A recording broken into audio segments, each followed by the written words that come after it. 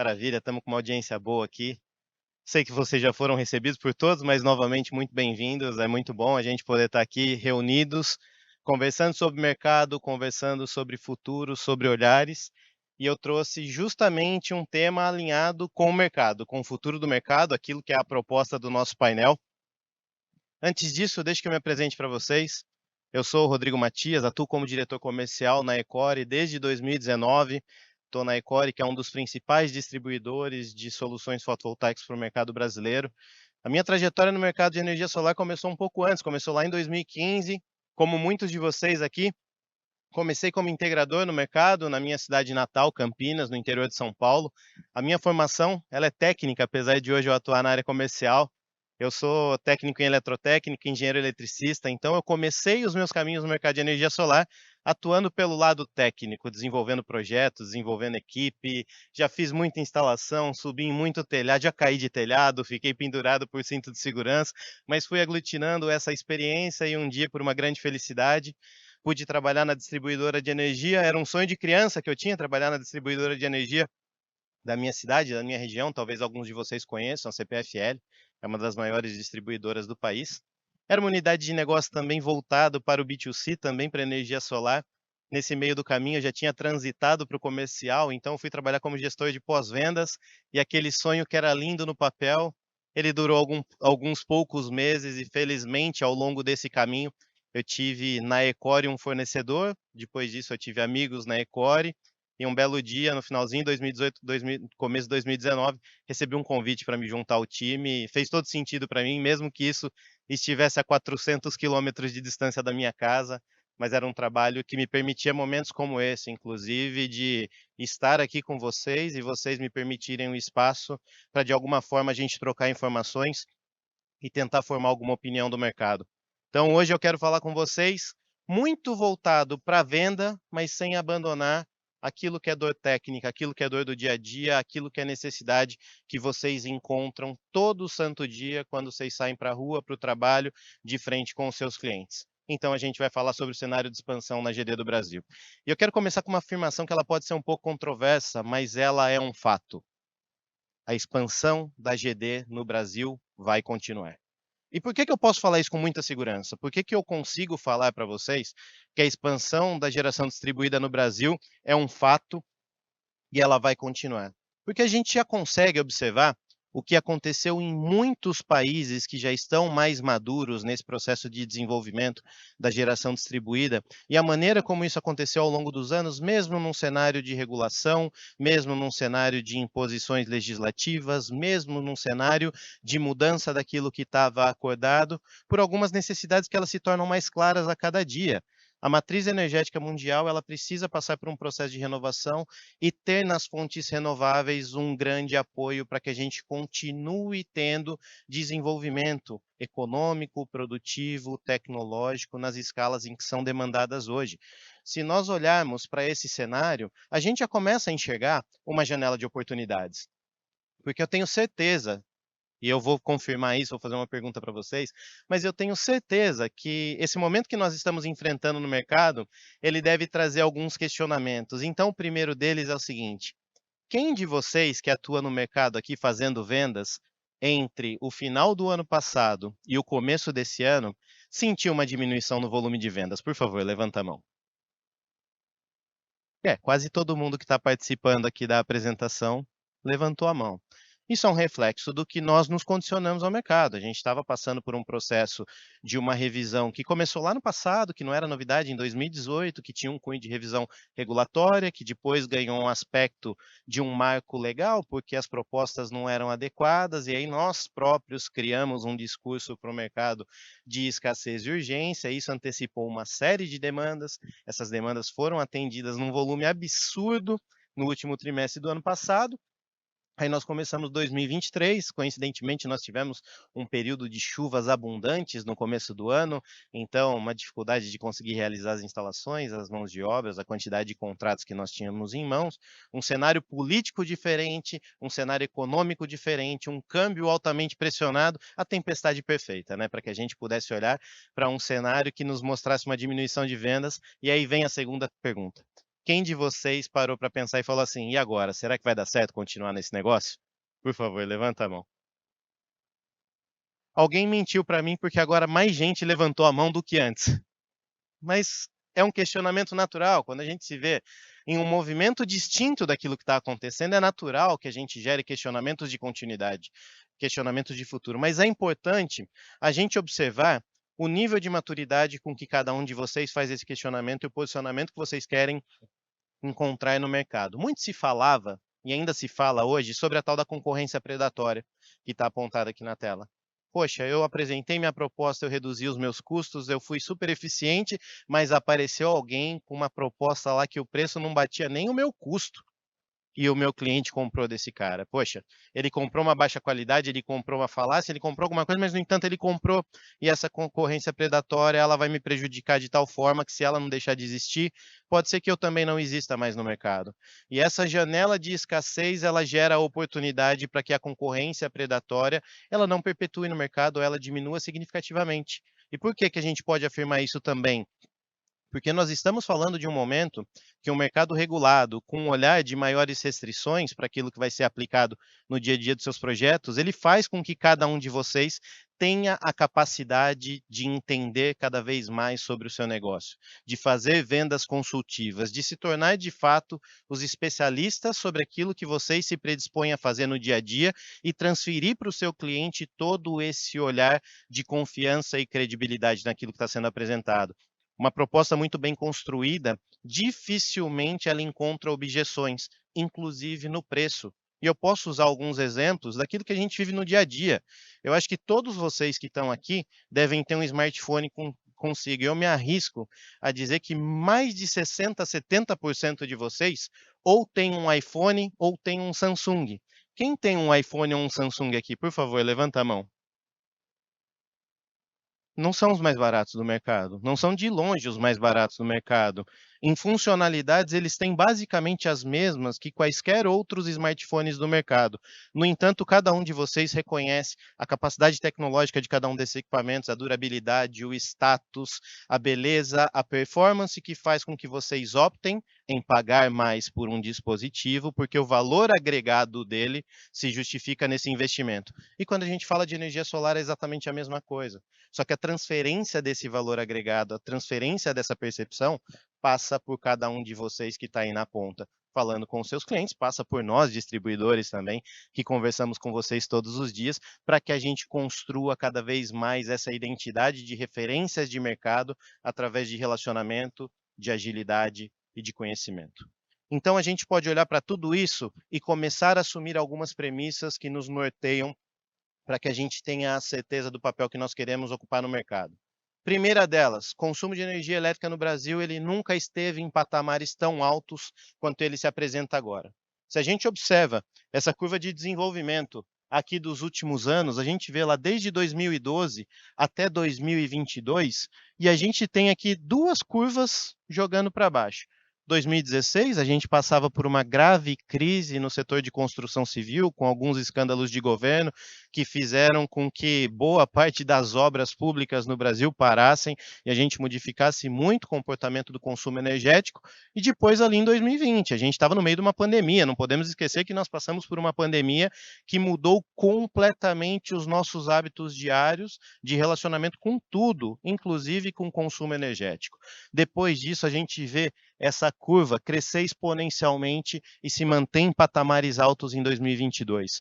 E para 2023 não vai ser diferente. Nós estamos falando de um ano em que nós temos, como sempre, né, mas agora nós temos desafios enormes, porque nós estamos falando de um novo governo com uma nova modelagem econômica, buscando colocar novamente o país em superávit, em crescimento do PIB.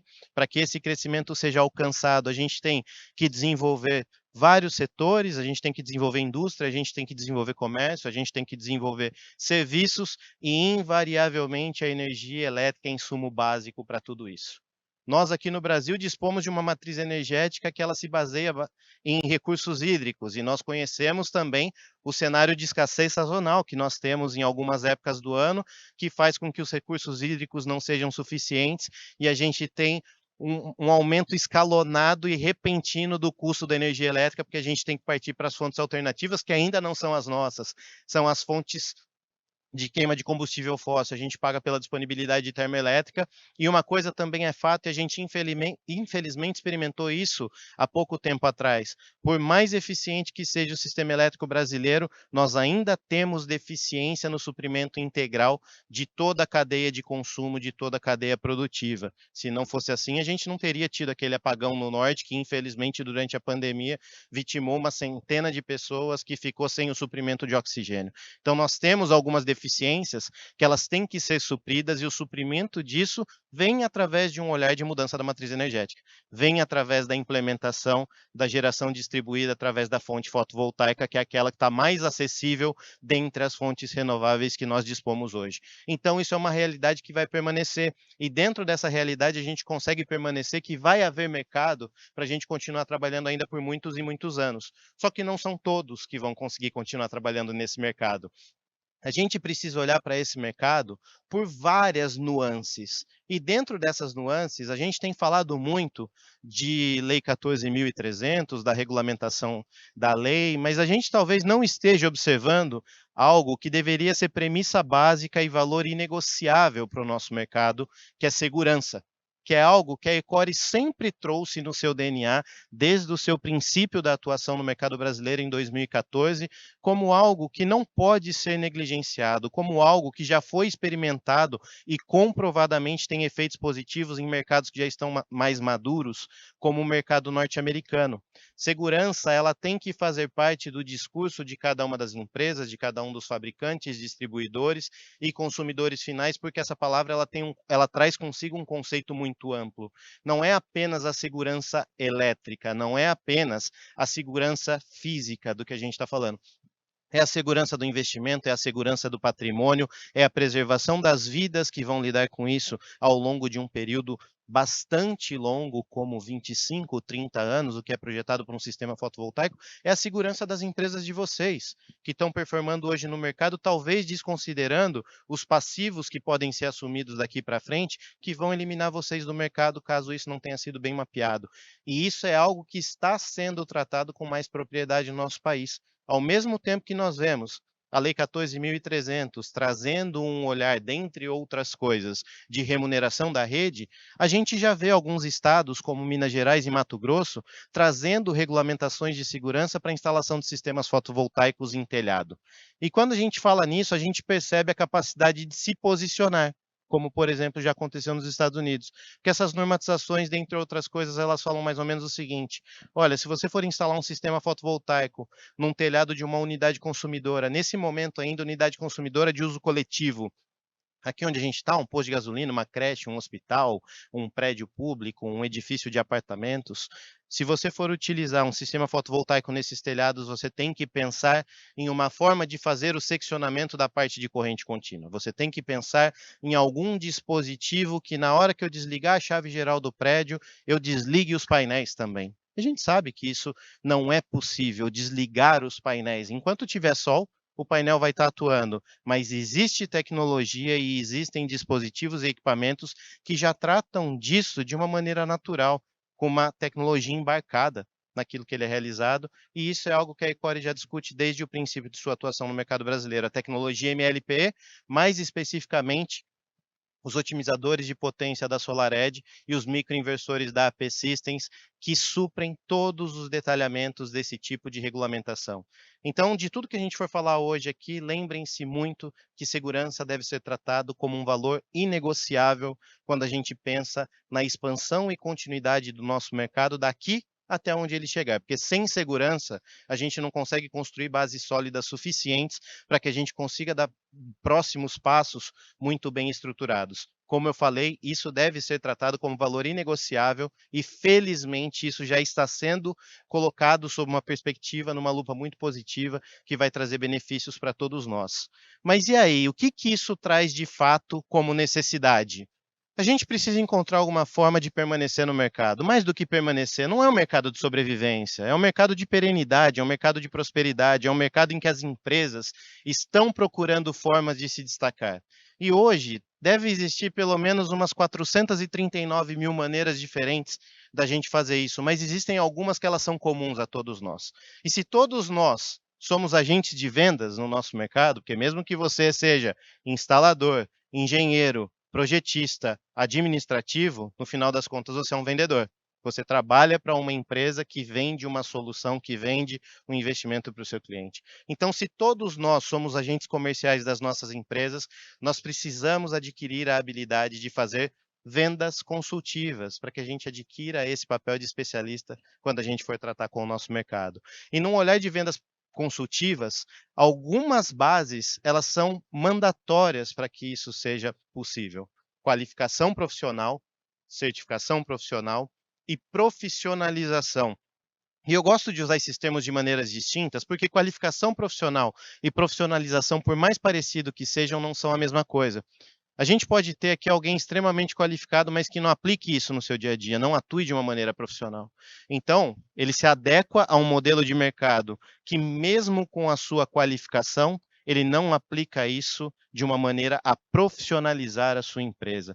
Então, é importantíssimo que a gente mire agora para qualificação. É isso que nós todos estamos fazendo aqui ao longo desses 2 dias, buscar um bate-papo, um diálogo que traga mais elementos para que nós todos nos sintamos mais qualificados, profissionalização e algumas chancelas que permitam à sua empresa se destacar das outras pelo simples fato delas poderem se apresentar de uma maneira diferente no mercado, como a certificação profissional ECORE. A gente poderia falar horas sobre isso, mas como não é o foco da nossa discussão, eu já vou abrir o convite para a gente continuar essa conversa lá no nosso stand para todos aqueles que se interessem. Mas essa deve ser uma premissa inicial para que todo mundo se coloque com uma capacidade de especialista. Você realmente só é especialista quando você se especializa em algo. E para isso você tem que se qualificar. Aprendizado no nosso mercado, que é extremamente dinâmico, ele deve ser tratado de maneira contínua. Então nós não podemos acreditar que aquilo que nós sabemos hoje é suficiente para aquilo que nós vamos encontrar de demanda amanhã. Tanto é verdade isso que vocês se predispuseram a estar aqui, investir horas preciosas dos seus dias de trabalho, de relacionamento com seus clientes, para buscar que fosse 1% de algo diferente daquilo que vocês já sabiam até antes de chegar aqui, para poder se posicionar no mercado com mais destaque. Então, esse é o primeiro olhar que deve ser tratado. Para que você seja consultivo, para que você seja especialista, você tem que estar qualificado e trabalhar de uma maneira profissional. Quando a gente fala em profissionalização, quando a gente fala em qualificação, a gente está falando de um exercício que ele tem que ser feito de maneira coletiva. Olha o tamanho do nosso mercado e olhem em volta de vocês quantas pessoas vão no dia a dia trabalhar pelos mesmos clientes. Quantas pessoas vão no dia a dia trabalhar pelos mesmos objetivos?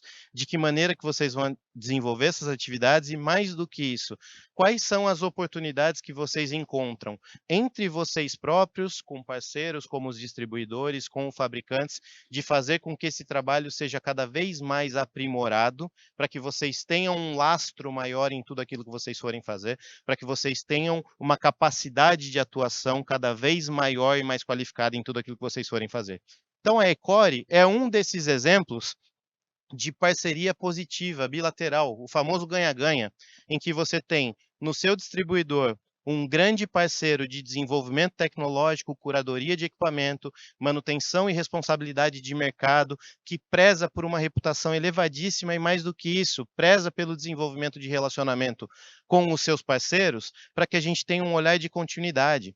Vocês todos que são revendedores, que são integradores, eu espero que em algum momento sejam cliente da Ecore e, mais do que isso, eu espero que vocês continuem sendo clientes da Ecore. O nosso relacionamento, ele é um relacionamento de recorrência e eu só consigo ter recorrência no relacionamento se efetivamente eu tratá-los como parceiros. Se as suas vitórias permitirem que a nossa empresa também ganhe, para que juntos a gente consiga trilhar um caminho super bacana pelo mercado. Então, quando a gente pensa em parceria, essa parceria também tem que ser muito bem estruturada. E a Ecore se apresenta como uma parceria bastante sólida para o mercado brasileiro como um todo. Se vocês observarem, esse é o mapa da nossa atuação no país e vocês conseguem perceber a nossa presença em todo ele, seja com time comercial, seja com os nossos centros de distribuição, seja com centro de treinamento, seja com unidades de negócios para atendimento regional, exatamente como nós temos aqui em Natal, através da figura do César Goraib, que está conosco ali no nosso stand, para que ele consiga enxergar aquilo que vocês precisam daqui, que eventualmente eu não enxergue do meu escritório. Isso faz com que a gente tenha a possibilidade de estar mais próximo, isso faz com que a gente tenha a possibilidade de desenvolver esse relacionamento e caminhar juntos nessa trilha de mercado. Desculpem. Além disso, é super importante que a gente se atente a algumas informações que vão dar base para tudo aquilo que a gente vai construir como discurso comercial. Quem esteve aqui ontem e assistiu no período da manhã a palestra do Ioni Ziv, que eu participei com ele, falando sobre a aplicação de microinversores trifásicos para sistemas comerciais. No período da tarde eu participei de um painel falando basicamente sobre um olhar também sobre a geração distribuída no Brasil. Ouviu muito a gente falar em qualidade, ouviu muito a gente falar em tecnologia, ouviu muito a gente falar em premissa tecnológica. E algumas informações elas acabam se perdendo ou elas acabam sendo assumidas como de propriedade de outras partes. E é nosso papel trazer um olhar sobre aquilo que é verdadeiro para que vocês possam todos tomar uma decisão extremamente consciente. Então, quando a gente fala do mercado de microinversores, talvez muitos de vocês olhem para isso com um olhar de novidade. Poxa, estamos falando de uma nova tecnologia, estamos falando de algo que agora vai ganhar um viés no mercado, que vai ser bacana, porque agora esse negócio novo vai começar a ter capilaridade. Mas, na verdade, nós não estamos falando de algo de agora. A gente está falando de um desenvolvimento tecnológico que aconteceu lá na década de 80 por esse senhor alemão aqui, o Werner Kleinkauf, lá no Instituto Fraunhofer, na Holanda, quando ele trouxe uma primeira versão do microinversor em escala comercial para o mercado. Por que eu sempre friso isso para vocês? Porque hoje a Ecore traz para o mercado brasileiro a AP Systems, que é uma das maiores empresas do mundo em microinversores, a maior do mundo em microinversores multimódulos, mas não foi ela a inventora dessa tecnologia, assim como nenhuma outra daquelas que performam hoje no nosso mercado. Foi um desenvolvimento que partiu através desse senhor e os seus trabalhos, que abriu todas as bases e todos os caminhos para que essa tecnologia se popularizasse no mercado desde a década de 80, começando na década de 90 a ter uma pegada comercial com cases super interessantes. Tem um sistema que foi instalado no Pentágono, lá nos Estados Unidos, em 1997, se eu não estiver enganado, com microinversores. Então é algo que eu acho que vale a atenção para que todos vocês, quando forem fazer a sua lição de casa, possam se apegar a essas informações e tenham essa propriedade na fala para tratar com os seus clientes na condição de especialistas. E como especialistas, a gente também precisa olhar para o mercado de desenvolvimento da tecnologia MLPE no Brasil. Felizmente, eu posso dizer com bastante orgulho que a Ecore tem um papel de protagonismo e vanguarda quando a gente fala de microinversores, de otimizadores de potência no mercado brasileiro, porque desde 2014 nós trabalhamos com isso, desenvolvendo a tecnologia e popularizando a tecnologia no Brasil. Só para vocês terem uma ideia, desde 2019, a Ecore trabalhando com a P-Systems, ela se tornou, o que está escrito ali no último quadrinho laranja, o maior distribuidor das soluções da AP Systems em todo o mundo. Nós estamos falando da AP Systems como o maior fabricante de microinversores multimódulos mundialmente. É a empresa que fabrica a maior quantidade de microinversores para mais de um painel no mundo todo. E desses mais de 120 países em que a P-Systems atua, a Ecore tem hoje o privilégio de trabalhar como o maior distribuidor da P-Systems no mundo. É lógico que isso é muito bacana pelo número em si, pelo título em si, mas mais do que isso traz a possibilidade do mercado brasileiro ser visto como protagonista por um dos principais fabricantes do cenário global. O desenvolvimento tecnológico, ele é realizado olhando para o Brasil e todas as nuances, diferenças e dificuldades que o nosso mercado possa apresentar para o seu desenvolvimento, e o nosso papel no mercado é ser viabilizador para que tudo isso esteja ao alcance de todos. Não à toa, a gente utiliza como slogan na empresa que energia solar tem que estar ao alcance de todos e que energia solar não é tudo igual. Então, hoje nós trabalhamos dessa forma, nós acreditamos que o cenário de vendas ele tem que ser construído sobre uma base consultiva, sobre uma base tecnológica, uma base de conhecimento. Cabe a cada um de vocês esse mesmo papel. Lembrem-se, os engenheiros da história que tratam com os clientes finais são vocês. A escolha pela tecnologia, a escolha pela qualidade, a escolha por não ferir o nosso mercado com falta de qualidade ou com informações falsas, também passa pela mão de vocês todos os dias.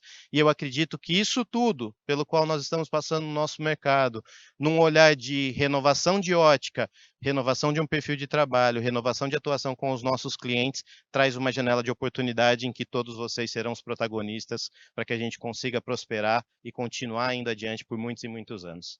Pessoal, é isso. Muitíssimo obrigado a todos. Eu e o nosso time estamos à disposição ali no nosso stand para continuar a conversa com vocês. Obrigado.